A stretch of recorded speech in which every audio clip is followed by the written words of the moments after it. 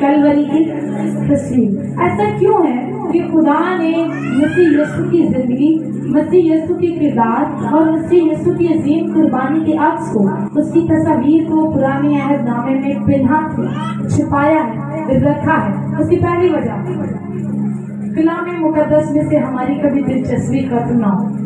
جب ہم کلام مقدس کو پڑھیں اور سیکھیں تو ہماری جو طلب ہے خدا کے کلام کے لیے وہ کبھی ختم نہ ہو۔ دوسری اس کی وجہ یہ بھی ہے کہ تاکہ جب ہم ان کہانیوں کے وسیلے سے خدا کے عظیم منصوبہ کے بارے میں سیکھیں تو اس کلام کی اوتھینٹسٹی کے بارے میں جانیں، ہم جانیں کہ یہ کلام کتنا ایکوریٹ ہے، کتنا درست ہے اور کتنا اپنے آپ میں مستند ہے۔ تیسری اس کی وجہ یہ بھی ہے کہ پرانے عہد نامے میں جب ہمیں کرداروں سے، کہانیوں سے مسیح یسوع کی تصویر نظر آتی ہے تو مسیح یسوع کی الوہیت ہم پر اور بھی واضح ہو جاتی ہے۔ مسیح یسوع بائی چانس دنیا میں نہیں ہے، مسیح یسوع ایسے ہی دنیا میں نہیں ہے، بلکہ خدا کا ایک پری پلانڈ عظیم منصوبہ تھا۔ اس لیے پرانے عہد نامے کی کردار اور کہانیاں اس پر روشنی ڈالتے ہوئے ہمیں نظر آتے ہیں۔ آج کوئی بھی بہن یا بھائی یہ ہرگز نہ سوچے یا ہرگز یہ تصور نہ کرے کہ پرانا عہد نامہ کسی اور چیز کے بارے میں۔ میرے عزیزوں، پرانا عہد نامہ مکمل طور پر یسوع کے بارے میں، یسوع کی محبت کے بارے میں، یسوع کے لہو کے بارے میں ہے، یسوع کی صلیب کے بارے میں ہے، یسوع کی میری اور آپ کے ساتھ جو رفاقت ہے اس کے بارے میں ہے۔ کتنے لوگ تیار ہیں اسحاق کی جو ابراہم نے قربانی دی اس پکچر سے، اس واقعے سے، اس سینیریو سے یسوع کی کلوری کی پکچر دیکھنا کے لیے تیار؟ کتنے لوگ ہیں؟ ہاللیلویا! آپ نے بھی ایک دفعہ زوردار تالیاں بجائیں۔ ہاللیلویا! آپ کو پتہ ہے ہمارے پاس بائبل مقدس میں نئے عہد نامے میں اس بات کا ثبوت بھی ہے کہ ابراہم نے جو اسحاق کی قربانی کی موریا کے پہاڑ پر، وہ مسیح یسوع کی تصویر یوحنا مقدس یوحنا کی معرفت لکھی گئی انجیل 8ویں باب کی 56ویں آیت میں یسوع مسیح نے کہا تمہارا باپ ابراہیم، کیونکہ یہودی ابراہیم کو لے کر بڑی شیخی مارتے تھے کہ ہمارا باپ ہے، ہم اس کی نسل سے ہیں، تو یسوع مسیح نے ان کو یہ بتانے کے لیے کہ میں تمہارے باپ ابراہیم سے بڑا اور زیادہ اختیار والا ہوں، تو یسوع نے ان سے کہا کہ تمہارا باپ ابراہیم میرے دن کو دیکھنے کی امید میں خوش تھا، اور پھر یسوع کہتے ہیں چنانچہ اس نے دیکھا اور وہ خوش ہوا۔ آپ کو پتہ ہے ابراہیم نے یسوع کا دن کب دیکھا؟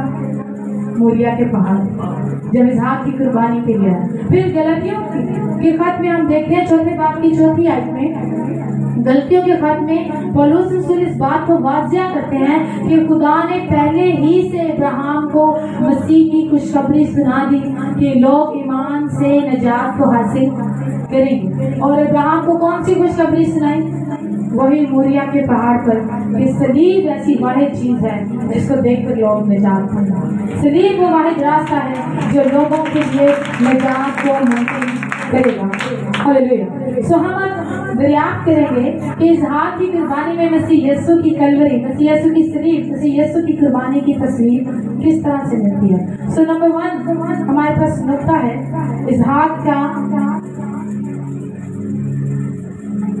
اسحاق کی شخصیت۔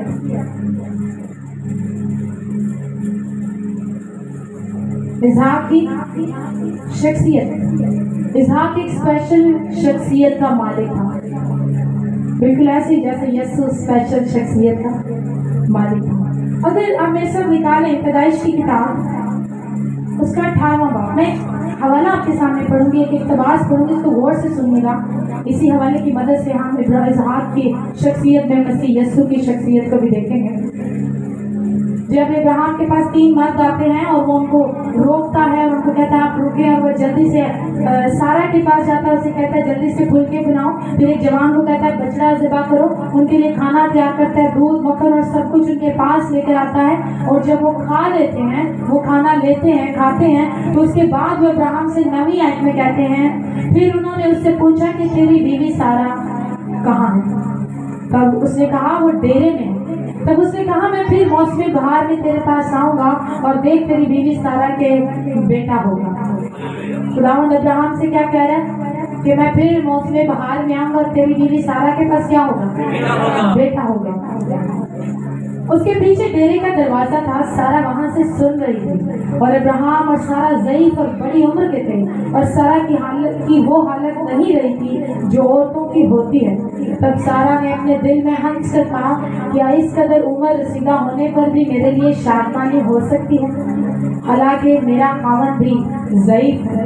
پھر خداوند نے ابراہیم سے کہا کہ سارا کیوں یہ کہہ کر ہنسی کہ کیا میرے جو ایسی بڑھیا ہو گئی ہوں واقعی بیٹا ہوگا؟ کیا خداوند کے نزدیک کوئی بات مشکل ہے؟ موسم بہار میں معین وقت میں تیرے پاس پھر آؤں گا اور سارا کے بیٹا ہوگا. خداوند ابراہیم سے بات کرتے ہیں کہ میں آؤں گا اور سارا کے پاس کیا ہوگا؟ بیٹا ہوگا. تو سب سے پہلا ایلیمنٹ جو اسحاق کی زندگی میں، اسحاق کی شخصیت میں ہمیں نظر آتا ہے، اسحاق کی معجزانہ پیدائش. اسحاق کی معجزانہ پیدائش، کیونکہ سارا اس بات کو جانتی تھی کہ میں اس وقت بوڑھی ہوں، میں بھانج ہوں اور اب میں پوسٹ مینوپوزل ہوں. اب میری وہ حالت نہیں رہی جو عورتوں کی ہوتی ہے، جس کی وجہ سے یہ ثبوت ہے کہ یہ عورت اولاد پیدا کر سکتی ہے اور وہ جانتی ہے کہ اب میں اتنی بوڑھی ہو چکی ہوں، اب مجھ سے اولاد پیدا نہیں ہو سکتی. وہ ہنستی ہے اور کہتی ہے کہ اتنے بڑھاپے میں، اتنا عمر رسیدہ ہونے کے بعد بھی کیا میرے لیے شادمانی ہے، جبکہ میرا شوہر بھی بزرگ ہے، میرا شوہر بھی ضعیف ہے. اس پیغام کو سن کر وہ ہنستی ہے. آپ جانتے ہیں کیوں ہنسی؟ کیونکہ وہ جانتی تھی میں اولاد پیدا کرنے کے قابل نہیں. وہ جانتی تھی میرے پاس یہ کیپیسٹی نہیں ہے. اور اگر یہ شخص ابراہیم سے کہہ رہا ہے کہ جب میں آؤں گا تو سارا کے پاس بیٹا ہوگا، تو یہ تو ناممکن سی بات ہے. تو اس شخص نے ابراہیم سے کیا کہا؟ کیا خداوند کے نزدیک کوئی بات مشکل ہے؟ آج خدا کا کلام آپ سے بھی یہی پوچھتا، کیا خداوند کے نزدیک کوئی بات مشکل ہے؟ چلیں ہم لوکا کی انجیل میں چلتے ہیں. لوکا کی انجیل اس کے پہلے باب کی 34 میں سے 37ویں آیت پڑھیں تو مریم کے پاس فرشتہ آتا ہے اور مریم کو جب پیغام دیتا ہے تو مریم بھی ایگزیکٹ ایسی حیرانگی کا اظہار کرتی ہے اور کہتی ہے یہ کیوں کر ہوگا جبکہ میں کسی مرد کو نہیں جانتی. یہ کیوں کر ہوگا؟ یہ ہو ہی نہیں سکتا کہ میں کنواری ہوں، میں کسی مرد کو نہیں جانتی، تو مجھ سے بیٹا کیسے پیدا ہوگا؟ پھر فرشتے نے اس سے کہا کہ روح القدس تجھ پر سایہ ڈالے گا، تو حاملہ ہوگی اور تیرے بیٹا ہوگا. اور پھر فرشتہ نے بڑی خوبصورت بات کی. فرشتے نے اس سے کہا کہ جو قول خدا کے منہ سے نکلا ہے وہ ہرگز بے تاثیر نہ ہو. ادھر سارا ہے، خدا کا پیغام ہے اس کے لیے کہ تو بھانج ہے، تو اولاد پیدا نہیں کر سکتی لیکن تیرے بیٹا ہوگا. ادھر مریم ہے، وہ کہتی ہے میں کنواری ہوں، میں کسی مرد کو نہیں جانتی، لیکن خداوند کا فرشتہ اس سے کہتا ہے کہ جو قول خدا کے منہ سے نکلا ہے وہ ہرگز بے تاثیر نہ ہوگا. ان دونوں خواتین کے لیے ایک ہی پیغام ہے کہ خدا کے نزدیک کچھ بھی مشکل نہیں ہے. اسحاق کی پیدائش بھی معجزانہ تھی اور مسیح یسوع کی پیدائش بھی معجزانہ تھی. یہ پہلا ایلیمنٹ ہمیں اسحاق کی شخصیت میں ملتا ہے. دوسرا نقطہ، اسحاق نہ صرف معجزانہ طور پر پیدا ہوا تھا، اسحاق معین وقت پر پیدا ہوا. Please set time. خداوند نے ابراہیم سے کہا کہ اس موسم بہار میں آؤں گا تو معین وقت پر سارا کے پاس کیا ہوگا؟ بیٹا ہوگا. ایگزیکٹ ٹائم ہوگا. آپ اگر 22ویں باب کی دوسری آیت پڑھیں تو لکھا ہے سو سارا حاملہ ہوئی اور ابراہیم کے لیے اس کے بڑھاپے میں اسی معین وقت پر جس کا ذکر خدا نے اسے کیا تھا اس کے بیٹا ہوا. کب بیٹا ہوا؟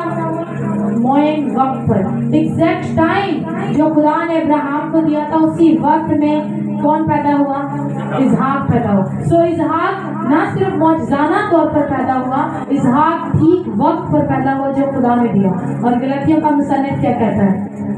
وہ کہتا ہے جب وقت پورا ہو گیا تو خداوند نے اپنے بیٹے کو بھیجا جو ایک عورت سے پیدا. جب کیا پورا ہو گیا؟ جب وہ عین وقت آیا جب مسیح یسوع کو زمین پر انسان بن کر پیدا ہونا تھا تو وہ پیدا ہوا. سو اسحاق معین وقت پر پیدا ہوتا ہے اور نئے عہد نامے میں یسوع مسیح بھی معین وقت پر پیدا ہوتے ہیں. نہ یہ دونوں صرف معین وقت پر پیدا ہوتے نظر آتے ہیں بلکہ ایک بڑی خاص چیز ہمیں اور ملتی ہے کہ ان دونوں کا نام بھی پہلے سے دیا گیا. اگر آپ پیدائش 17 باب کی 19ویں آیت پڑھیں، میں پڑھنا چاہوں گی تاکہ ہمارا جو پوائنٹ ہے وہ زیادہ اسٹرانگ ہو جائے۔ 17ویں باب کی 19ویں آیت، تب خدا نے فرمایا کہ بے شک تیری بیوی سارا کہ تجھ سے بیٹا ہوگا تو اس کا نام اسحاق رکھنا۔ خدا ابراہیم کو کیا کہہ رہا ہے؟ تیرے بیوی سے بیٹا ہوگا تو اس کا نام کیا رکھنا ہے؟ اسحاق رکھنا، اور میں اس سے اور پھر اس کی اولاد سے اپنا ہے جو ابدی عہد ہے وہ باندھوں گا۔ دو چیزیں خدا نے نام دیا اور پھر عہد کی یاد دلائی۔ اب متی کی انجیل پہلے باب میں چلے 21ویں آیت میں فرشتہ یوسف کے پاس آتا ہے اور کیا کہتا ہے؟ اے یوسف ابن داؤد، اپنی بیوی مریم کو اپنے ہاں لے آنے سے نہ ڈر، کیونکہ جو کچھ اس کے پیٹ میں ہے وہ روح القدس کی قدرت سے ہے۔ دیکھ وہ حاملہ ہوگی اور اس کے بیٹا ہوگا تو اس کا نام کیا رکھنا ہے؟ فرشتہ یوسف کو کیا نام بتا رہا ہے؟ اس کا نام کیا رکھنا، اور پھر عہد بھی بتا رہا ہے، اور یہی اپنے لوگوں کو ان کے گناہوں سے نجات دی۔ ہلیلویا۔ اسحاق کی شخصیت میں نہ صرف معجزانہ پیدائش تھی جیسے یسوع کی، اسحاق کے نام کو پہلے سے بتایا گیا جیسے یسوع کا نام پہلے سے بتایا گیا۔ اسحاق بھی اسی وقت پیدا ہوا جو خدا نے ابراہیم سے کہا تھا، اور یسوع مسیح بھی اسی وقت پیدا ہوئے جب خدا نے معین وقت ٹھہرایا۔ چوتھا نقطہ جو ہمیں نظر آتا ہے اور وہ یہ ہے کہ اگر ہم 22ویں باب کی پہلی 2 آیات پڑھیں تو خدا ابراہیم سے کیا کہتا ہے؟ ان باتوں کے بعد یوں ہوا کہ خدا نے ابراہیم کو آزمایا اور اسے کہا ابراہیم، اس نے کہا میں حاضر ہوں۔ تب اس نے کہا تو اپنے بیٹے اسحاق کو جو تیرا اکلوتا ہو۔ خدا ابراہیم سے کیا کہہ رہا ہے؟ ابراہیم تیرا بیٹا جو اسحاق ہے اور کیا ہے؟ اسحاق ابراہیم کا کیا تھا؟ اور وہ کہتا ہے تو اپنے بیٹے اسحاق کو جو تیرا اکلوتا ہے اور جسے تو پیار کرتا ہے۔ اسحاق اپنے باپ ابراہیم کا اکلوتا اور پیارا بیٹا تھا۔ نئے عہد نامے میں مقدس یوحنا کی برکت لکھی گئی 3 باب کی 16ویں آیت، خدا نے دنیا سے ایسی محبت رکھی کہ اس نے اپنا کون سا بیٹا بخش دیا؟ اس کا بھی ایک ہی بیٹا۔ اسحاق اپنے باپ کا اکلوتا اور پیارا تھا، اور یسوع مسیح بھی اپنے باپ کا اکلوتا اور پیارا ہے۔ اور خدا جب آسمان سے بولتا ہے، آواز آتی تو خدا کیا کہتا ہے؟ یہ میرا پیارا بیٹا ہے جس سے میں خوش ہوں۔ ہلیلویا۔ اور یہاں پہ جو لفظ استعمال کیا نا خدا نے ابراہیم کو کہ جسے تو پیار کرتا ہے، جیسے ہم نے نوح کے واقعے میں پڑھا تھا کہ نوح خدا کی نظر میں مقبول ہوا۔ ہم نے لفظ سنا تھا، ہم نے کہا تھا انگلش زبان میں لکھا ہے نوح found grace in the eyes of lord. نوح پر فضل ہوا، اور یہ بائبل مقدس میں پہلی دفعہ لفظ فضل استعمال ہوا، اور محبت اور پیار کا لفظ پہلی دفعہ ابراہیم کی کہانی سے شروع ہوا۔ پہلی دفعہ یہاں پہ لفظ پیار استعمال ہوا ہے، اور خدا ابراہیم سے کہتا ہے جو تیرا اکلوتا ہے اور جو تیرا پیارا بیٹا ہے اسے کیا کرنا ہے میرے لیے؟ سو اپنی قربانی کے طور پر گزران دے۔ اس کے علاوہ ایک بڑا اور خاص نقطہ، 5واں نقطہ جو ہمیں اسحاق کی شخصیت میں ملتا ہے وہ یہ ہے کہ اسحاق کو ابراہیم نے قربانی کے لیے پیش کیا، اور بالکل اسی کی مماثلت مسیح یسوع کو خدا باپ نے قربانی کے لیے پیش کیا۔ چھٹا اور آخری نقطہ جو ہمیں ابراہیم کی شخصیت میں ملتا ہے اور وہ یہ ہے کہ اسحاق مردوں میں سے زندہ ہوا۔ اب تھوڑا سا حیران ہو گیا، یاد ہوگا لاسٹ ٹائم جب ہم نے سیکھا تھا کہ خدا نے ابراہیم سے اپنے بیٹے اسحاق کو قربان کرنے کی ڈیمانڈ کی، تو ابراہیم نے سوچا نہیں، اس نے اس بات پر غور و خوض نہیں کیا، اس نے نیگوشیٹ نہیں کیا۔ لکھا ہے تب وہ صبح اٹھا، اس نے اپنے بیٹے اسحاق کو لیا، چیزوں کو لیا جو قربانی کے لیے ضروری تھی، ان کو گدھے پر لادا اور چل پڑا۔ ہم نے کہا تھا ابراہیم اسی وقت اپنے بیٹے کو قربان کر چکا تھا۔ ابراہیم کے لیے اسحاق تبھی مر چکا تھا جب اس نے خدا کو یس بوس کہا، جب اس نے خدا سے کہا کہ خدا تو نے مجھ سے میرے پیارے اور اکلوتے بیٹے اسحاق کی قربانی مانگی ہے، میں دوں گا، اور اس کے لیے اسحاق اسی وقت مر چکا تھا۔ پھر وہ کتنے دن کی مسافت کر کے پہاڑ تک پہنچتے ہیں؟ 1 دن، 2 دن، تیسرا دن جب ہوتا ہے وہ پہاڑ کو دور سے دیکھا، مردوں کو کہتا ہے تم گدھے کے پاس یہیں پہ ٹھہرو، میں آگے لڑکا جاتے ہیں اور سجدہ کر کے واپس آتے ہیں۔ جب وہ اس پہاڑ پر گیا، جب اس نے اپنے اکلوتے اور پیارے بیٹے کو قربان کرنے کے لیے چھری اٹھائی تو فرشتے نے کیا کہا؟ ابراہیم ابراہیم، اس لڑکے کو کوئی ضرر نہ پہنچا۔ اور وہ لمحہ جب ابراہیم کے کانوں کے ساتھ یہ آواز ٹکرائی کہ فرشتہ مجھے اس کو ذبح کرنے سے منع کر رہا ہے، وہ لمحہ تھا جب ابراہیم نے اپنے بیٹے کو زندہ اٹھایا اور وہ زندہ لے کر اپنے بیٹے کو واپس۔ تو 5 نکات ہمیں بڑے واضح ملتے ہیں، اور وہ یہ ہے کہ اسحاق معجزاتی طور پر پیدا ہوا، یسوع مسیح کی پیدائش بھی معجزانہ تھا۔ اسحاق معین وقت پر پیدا ہوا، مسیح یسوع معین وقت پر پیدا ہوا۔ اسحاق کا نام پہلے سے بتایا گیا، مسیح یسوع کا نام بھی پہلے سے بتایا گیا۔ اسحاق کو قربانی کے لیے پیش کیا گیا، مسیح یسوع کو بھی قربانی کے لیے پیش کیا گیا۔ اسحاق اپنے باپ کا اکلوتا اور پیارا تھا، اور مسیح یسوع بھی اپنے باپ کا اکلوتا اور پیارا تھا۔ اور ابراہیم کا بیٹا اسحاق تیسرے دن اس کے لیے زندہ ہوا، اور مسیح یسوع بھی مردوں میں سے تیسرے دن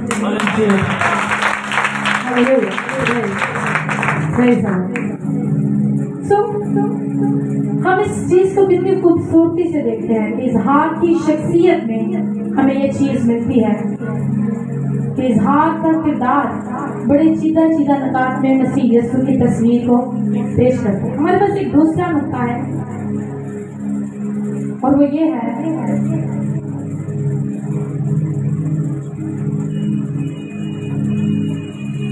خدا نے ابراہیم سے کہا کہ ابراہیم اپنے بیٹے اسحاق کو قربان کرنے کے لیے موریا کے ملک میں لے جا، اور جو پہاڑ میں تجھے بتاؤں، جو میں کہوں گا، تو نے وہاں پر اپنے بیٹے کو کیا کرنا ہے؟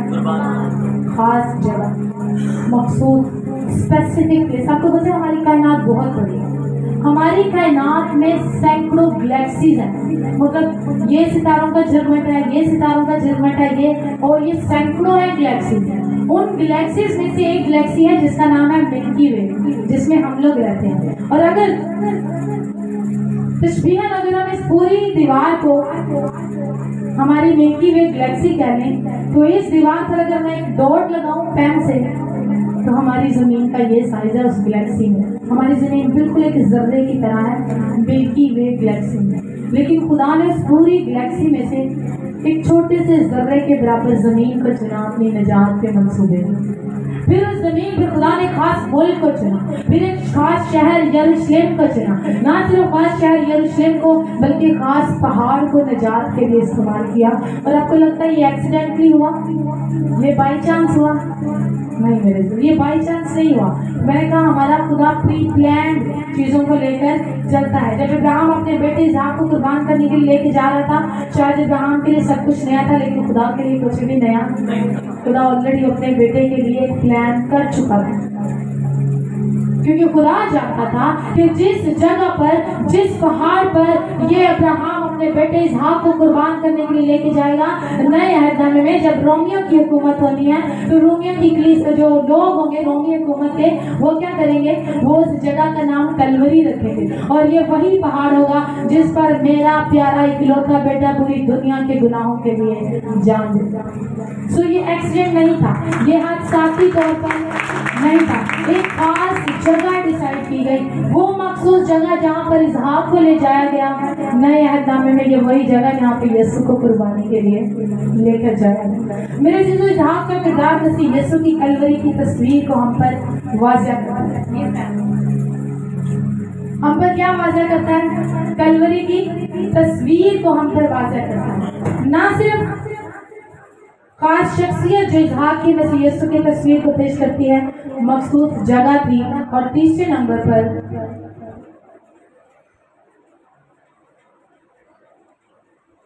مخصوص مقصد۔ تیسرے نمبر پہ کیا چیز ہمیں ملتی ہے؟ یوں کہہ لیں خاص مقصد تھا، یوں ہی نہیں تھا۔ جب خدا نے ابراہیم سے اس کے بیٹے اسحاق کی قربانی کو مانگا تو یہ یوں ہی نہیں تھا۔ اب ابراہیم اپنے بیٹے اسحاق کو قربانی کے لیے لے کے نکل پڑا، ساری چیزیں، وہ سارے لوازمات، ساری ایکسیسریز جن کے ذریعے اس نے اپنے بیٹے کو قربان کرنا تھا، وہ سب کچھ لیا۔ اور جب تیسرے دن اس نے اس پہاڑ کو دور سے دیکھا تو ان مردوں سے کہا کہ تم گدھے کے پاس یہیں پہ ٹھہرے رہو، میں اور یہ لڑکا جاتے ہیں اور کیا کر کے آتے ہیں؟ سجدہ کر کے آتے ہیں۔ میں جب پیسہ نکالے 22ویں باب کی 4 سے 8 آیت پڑھی، یہ ہمارے لیے بڑا بابرکت ثابت ہوگا۔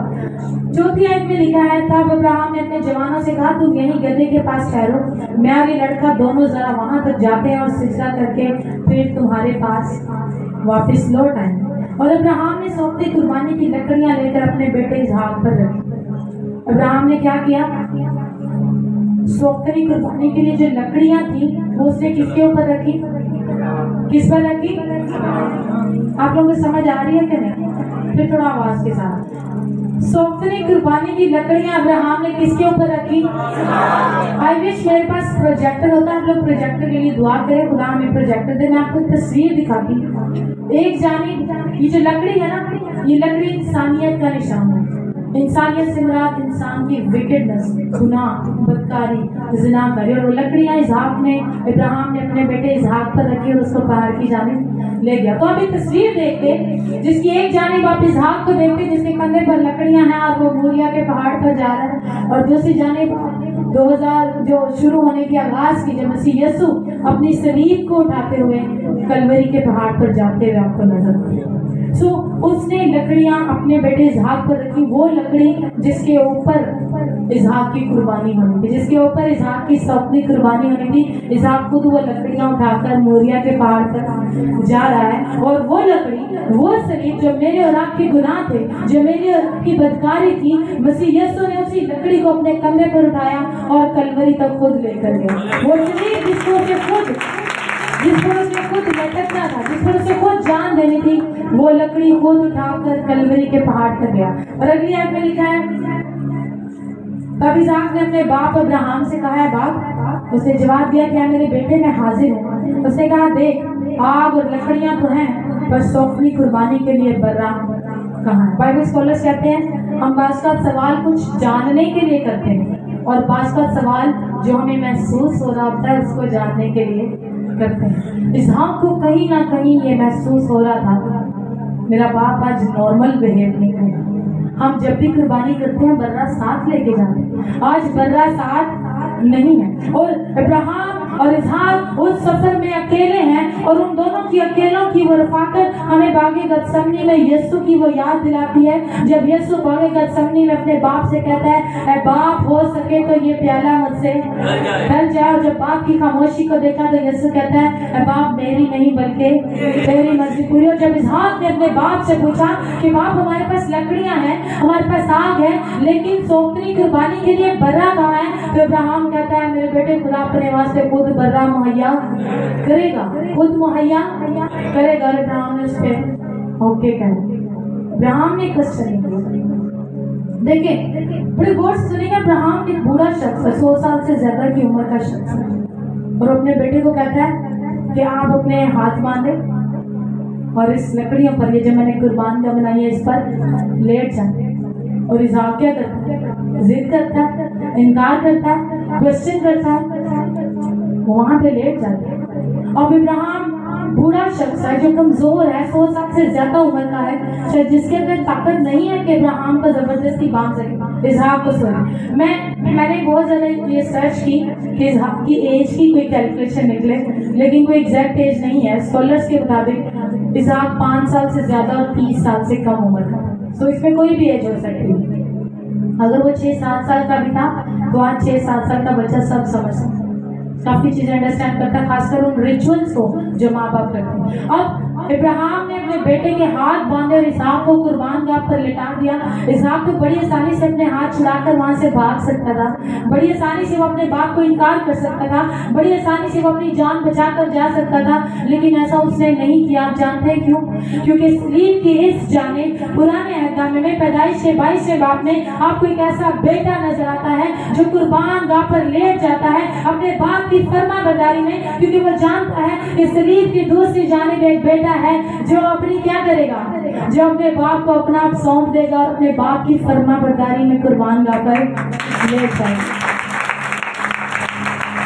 میرے عزیزوں، یسوع مسیح نے کہا کہ جن 10ویں باب کی 18ویں آیت میں کہا کوئی اس میں اپنی جان کے بارے میں یسوع مسیح کہہ رہے ہیں کوئی مجھے اس سے نہیں چھینتا. کسی کے پاس اختیار نہیں ہے یسوع سے اس کی جان لے سکے، لیکن یسوع کہتے ہیں میں اسے آپ ہی دیتا ہوں، مجھے اس کو دینے کا بھی اختیار ہے، اسے پھر لینے کا بھی اختیار ہے. اور ایک فرما بردار بیٹا ہوتے ہوئے یسوع مسیح کہتے ہیں یہ حکم مجھے میرے باپ سے ملا ہے. کیا حکم ملا ہے؟ کہ مجھے اپنی جان دینی. یہاں پہ اسحاق جانتا تھا کہ میرا باپ چاہتا ہے کہ میں قربانی کروں، میں قربانی کے طور پر پیش کیا جاؤں، تو بڑی فرما برداری سے وہ اپنے آپ کو قربان گاہ پر لٹا دیتا ہے. اور یہاں پر مسیح یسوع جو اسحاق کی تصویر میں ہمیں نظر آتا ہے وہ سلیب پر بڑی آسانی سے اپنی جان دے دیتا ہے، کیونکہ ہمیں باپ کے لیے ایک عزت اور سبمیشن کا ایلیمنٹ نظر آتا ہے.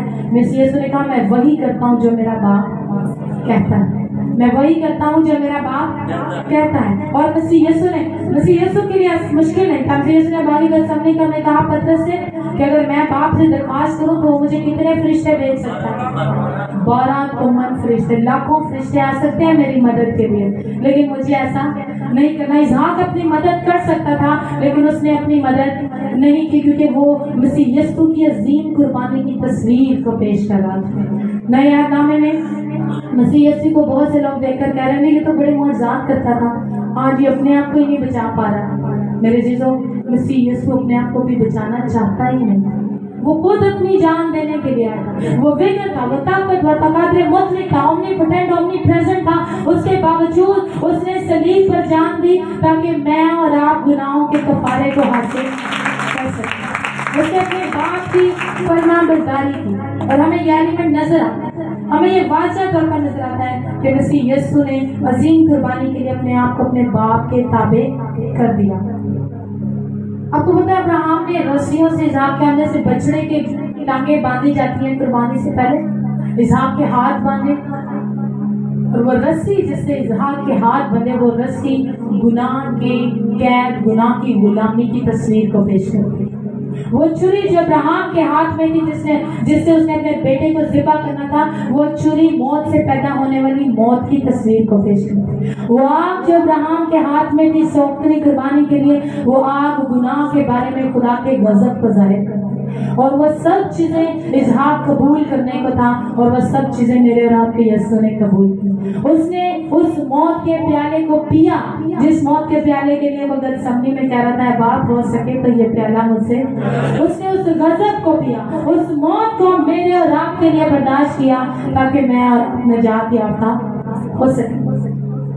چوتھا اور آخری نقطہ جو ہمیں بڑا خوبصورتی سے نظر آتا ہے اسحاق کی قربانی میں، وہ یہ ہے وعدے کی تکمیل. میرے چیزوں ہم نے لاسٹ 2 سرمن میں یہ بات بار بار ڈسکس کی کہ ابراہیم سے خدا نے وعدہ کیا تھا تیری نسل کس سے بڑھے گی؟ کس سے بڑھے گی تیری نسل؟ اسحاق سے. اب جس سے نسل بڑھنی تھی، جس سے امید ملی تھی، جس سے سارے وعدے پورے ہونے تھے، اسی اکلوتے اور پیارے بیٹے کو خدا نے قربانی کے لیے مانگ لیا. تو حالات تو بڑے فرق اور عجیب ہوتے ہوئے نظر آ رہے ہیں. حالات تو ویسے نہیں نظر آ رہے جیسا خدا نے وعدہ کیا، لیکن میں نے کہا ابراہیم نے ایماندار ہونے کی گواہی، اس نے ویسا ہی کیا جیسا خدا نے کیا. اور جب اس نے اپنے بیٹے کو باندھا اور قربان گاہ پر لٹا دیا اور چھری اٹھائی اس کو ذبح کرنے کے لیے، تو فرشتے نے اس کو کہا ابراہیم اپنے بیٹے کو کوئی ضرورت نہ، اس کو ذبح نہ. اور ابراہیم نے اس جگہ کا نام کیا رکھا؟ یہوہ. اس نے جگہ کا کیا نام رکھا؟ اب دیکھیں سارے وعدوں کی تکمیل اس نقطے پر ہوئی جب فرشتے نے ابراہیم کو ذبح کرنے سے روکا. اسحاق بھی محفوظ رہا، نسلیں بھی محفوظ رہیں. ابراہیم نے کہا خدا مہیا کرے گا، اور برا بھی مہیا ہوا، اور برا ہی مہیا نہیں ہوا، وہ سجدہ کر کے اپنے بیٹے کو واپس لے کر گھر بھی گیا. ہلیلویا ہلیلویا. لیکن ایک دلچسپ موڑ آیا ہے اس کہانی میں جو ہم مسیح یسوع کی کلوری کی تصویر یہاں پر دیکھ رہے ہیں پرانے عہد نامے میں. اب وہ لمحہ جب فرشتے نے ابراہیم کو اسحاق کو قربان کرنے سے، ذبح کرنے سے روکا ہے، ایگزیکٹ اس لمحے تصویر کا دوسرا رخ ہمارے سامنے آتا ہے. وہ یہ ہے کہ اب اسحاق یسوع کی تصویر نہیں پیش کر رہا. جیسے اسحاق مذبے سے نیچے اترا، وہ میری اور آپ کی تصویر پیش کرتا ہے. وہ کس کی تصویر پیش کرتا ہے؟ میری اور آپ کی. قربان کس کو ہونا تھا؟ اسحاق کو. ہاتھ بندھے تھے. خدا نے کس کی قربانی مانگی تھی؟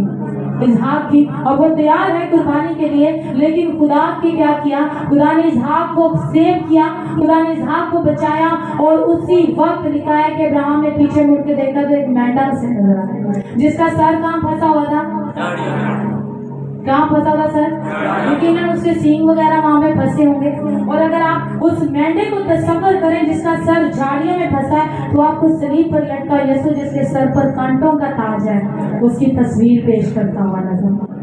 اسحاق کو مرنا تھا لیکن وہ نہیں مرا. وہ موت, وہ چھری, وہ آگ اسحاق کے لیے تھی, لیکن خدا نے اسحاق کو موجزانہ طور پر محفوظ کیا اور ایک اور برہ مہیا کیا تاکہ اسحاق نہ مرے, بلکہ اس کے بدلے میں ایک برہ مہیا کیا جو اس کی جگہ قربان ہو. بالکل اس لیے کیونکہ یہ وہ تصویر تھی جو نئے عہد نامے میں کلوری پر ہونی تھی. جو موت میری تھی, جو موت آپ کی تھی, جو سزا آپ کی تھی, جو تکلیفیں میری اور آپ کی تھی, وہ میرے اور آپ کے یسوع نے کوئی کلوری پر اپنے اوپر لی, کیونکہ وہی خدا کا برہ تھا جو میرے اور آپ کے لیے مہیا کیا گیا. یوحنا استباغی نے یسوع کو دیکھا تھا تو دیکھو یہ وہ خدا کا برہ ہے. یوحنا استباغی سمجھ گیا کہ یہ کیا ہے؟ برہ ہے خدا کا. وہ سارے قربانی کے سلسلوں کو جانتا تھا. اس نے کہا یہ وہ خدا کا برہ ہے جو جہاں کے گناہ اٹھائے لے جاتا ہے. میرے عزیزو, مسیح یسوع نے میرے اور آپ کے لیے صلیب پر جان دیا. اس نے مجھے اور آپ کو گناہوں سے محفوظ کیا. آخر میں اس کہانی کا, اس واقعے کا, اسحاق کی قربانی موریا کے پہاڑ پر ہوئی. یسوع مسیح نے کوئی کلوری پر جان دی. ہم نے سیکھ لیا, کمپیریزن بھی کیا اور ہمیں بڑی تصویر ملتی جلتی بھی نظر آئی. ہم نے چھپی تصویروں کو بھی دیکھا, ہم نے بڑا کچھ ڈھونڈ بھی لیا, دریافت بھی کیا, لیکن اس کا اطلاق میری زندگی میں کیسے؟ اس کا اطلاق میری زندگی میں کیسے؟ میرے عزیزوں, ابراہیم نے خدا کو وہاں پر کیا کہا؟ یہوہ خدا کیا کرے گا؟ مہیا کرے گا. ہی از پرووائڈر, وہ مہیا کرنے والا ہے, وہ مہیا کرتا ہے. آج ہمارے دل میں بڑے سوالات ہیں, میرا یہ کام کیسے ہوگا, میرا وہ کام کیسے ہوگا, میرے یہ مسائل کیسے حل ہوں گے, میرے بچے کیسے پڑھیں گے, میرا اپنا گھر کب بنے گا, میری یہ ساری خواہشات کب پوری ہوں گی.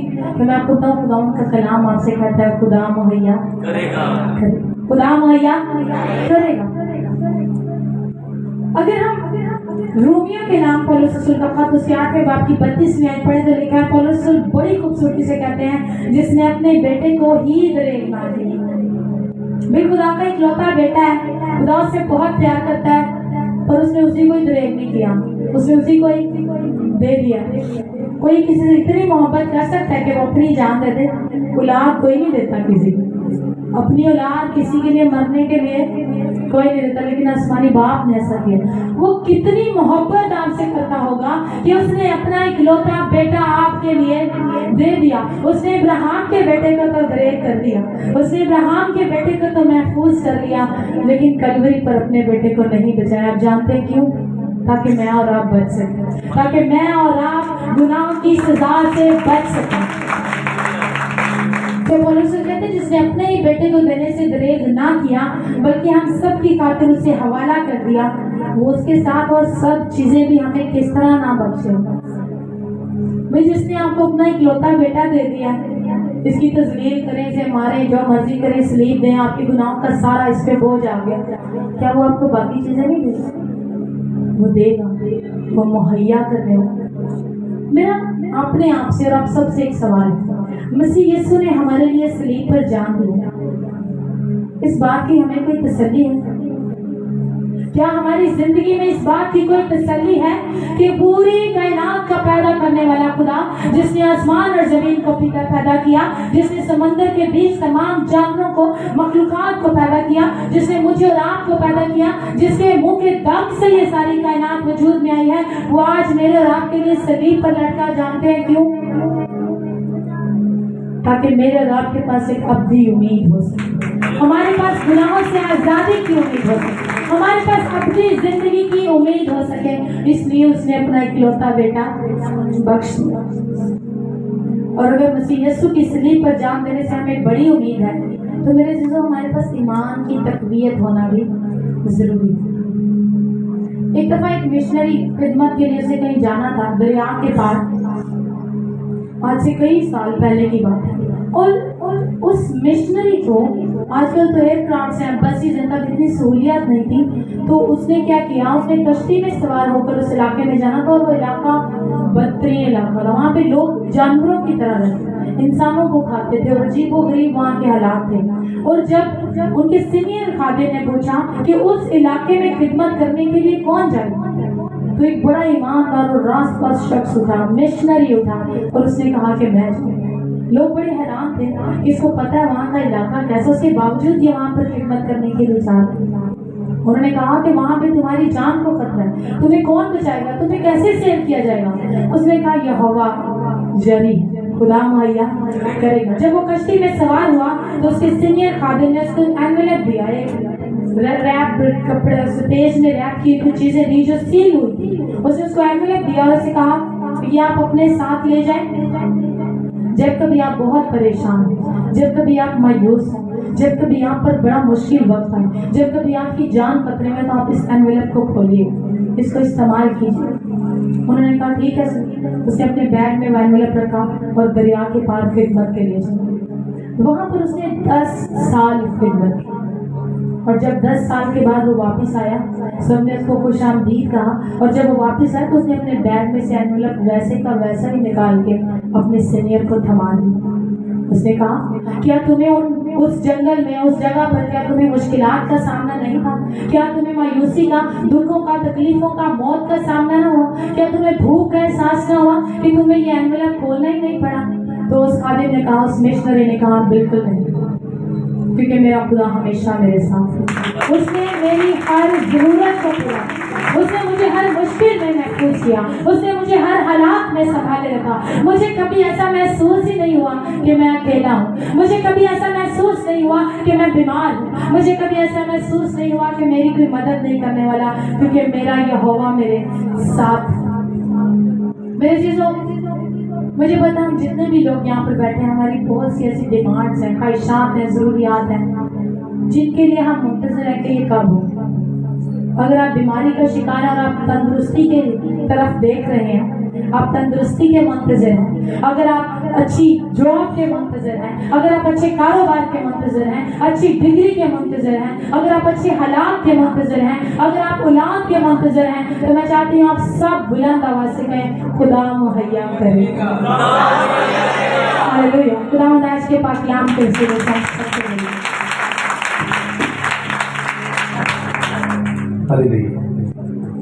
سسٹر آمنہ کے لیے ایک دفعہ زوردار تالیاں بجائیں گے, خدا کی پرارتھنا کے لیے جنہوں نے اتنا خوبصورت